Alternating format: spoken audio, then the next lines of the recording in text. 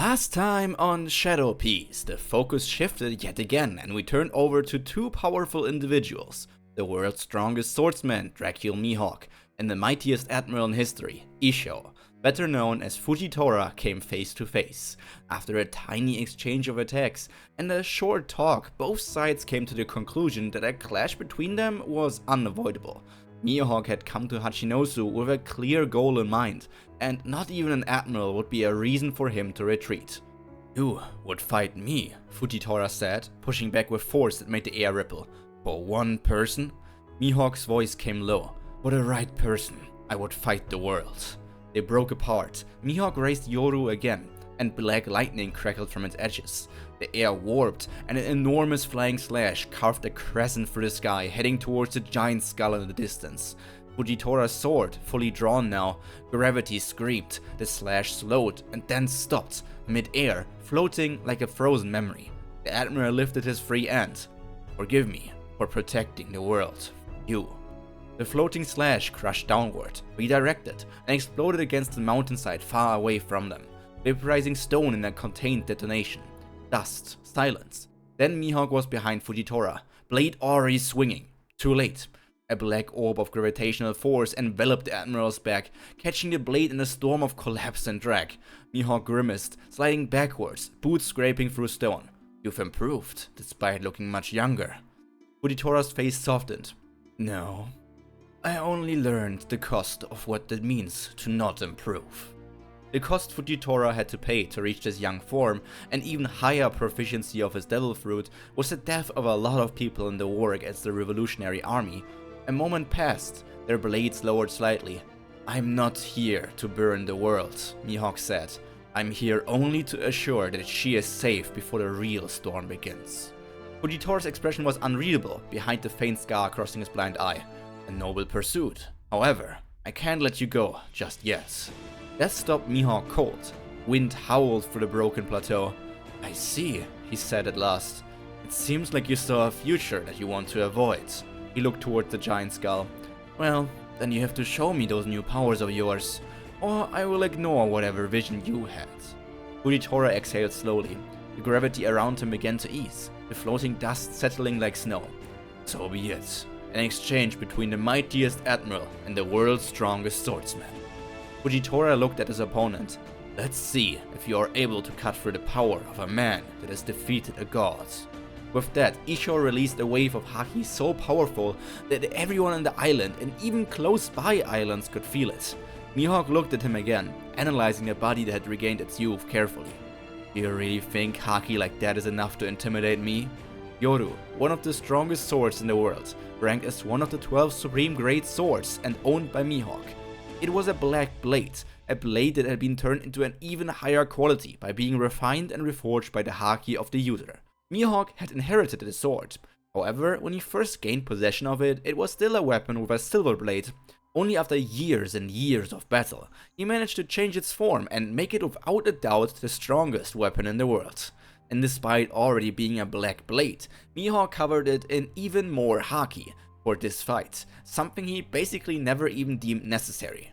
"As a swordsman, I have no doubt that I can defeat you. Let's see if your other parts are enough to fill the massive gap between the two of us." His previous attacks had caused massive destruction. However, after powering up and actively using haki, his slices had turned awfully quiet. Instead of carving paths of destruction through the ground, it soared across the space between the two warriors without damaging anything.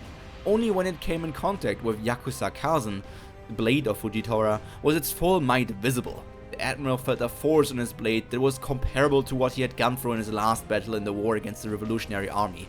Maybe in terms of pure destructive power, it wasn't as powerful as the attacks of the late Monkey D. Dragon, but the sheer mastery of technique made it just as dangerous. "Reverse" was the single word that left the mouth of the Admiral that had now fully entered his battle mode. He had managed to hold back the attack for a moment with his blade, and that was his limit as a swordsman, barely being able to hold back the attack of the strongest swordsman for a few seconds.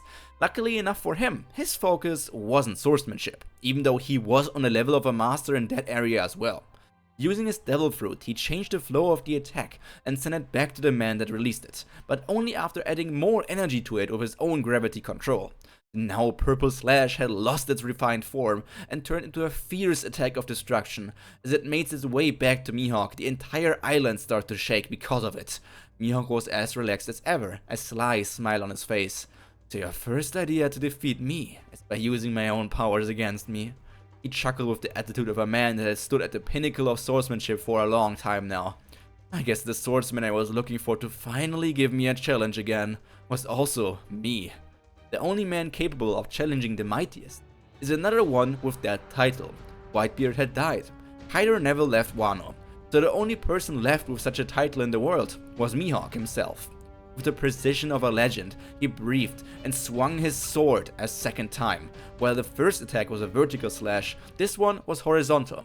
There was no real strategic reason for this choice. Mihawk simply wanted to test which of his two basic attacks was more powerful. And when they clashed, another grin appeared on his face. The two slashes collided, and the two forces resulted in them creating a massive crater at the point of impact. But the test of Mihawk had also a clear answer. The edge of the crater they had formed with their attacks was closer to the Admiral, or at least where he had just stood. I guess I have to work on my vertical slashes more after I return to the Cross Guilds. Not wasting a second, he spun around and slashed down his sword again. And did you really think I wouldn't notice your little attempt at getting behind me? Using a quick teleport, Fujitora had closed the gap between himself and his opponent. And obviously he didn't think he would have gone unnoticed by Mihawk, so just attacking from behind wasn't his entire plan.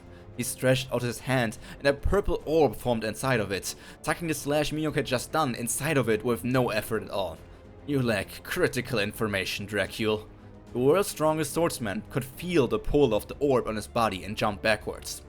I tend to not inform myself about devil fruits. After all, they are only used by those not confident in their own abilities. Slash after slash got sent towards Fujitora and his ever-growing purple orb. None of the attacks managed to get through. "Gravity Prison" was the last word Mihawk heard when the orb expanded and enveloped him. It wasn't painful, but when he looked around, he saw what had really happened. He wasn't standing on any ground. There was no up or down. It was all just a realm outside of where they had just been. Truly a prison in another dimension. Mihawk sighed. He had known that Fujitora mainly wanted to delay him, but he didn't expect to find himself in a place like this. Well, time to test if this is something that can be cut. Still on Hachinosu, Fujitora looked relieved that this technique actually worked, but he also feared the possible consequences. The place he had sent Mihawk to was the same he had found himself after his clash with Morley, the dimension with twisted time that made him young again. But the relief didn't last long, as he already saw a cut in the space in front of him. No way. He jumped backwards and then used his gravity powers to fly into the sky. Took me so long to get used to that place and finally escape with my powers, and you just do it this fast? Truly are a monster. With another slash, Mihawk further opened the cut in between the dimensions and stepped out of it. He had gotten about 10 years younger. He looked at his own body and just smirked at Fujitora.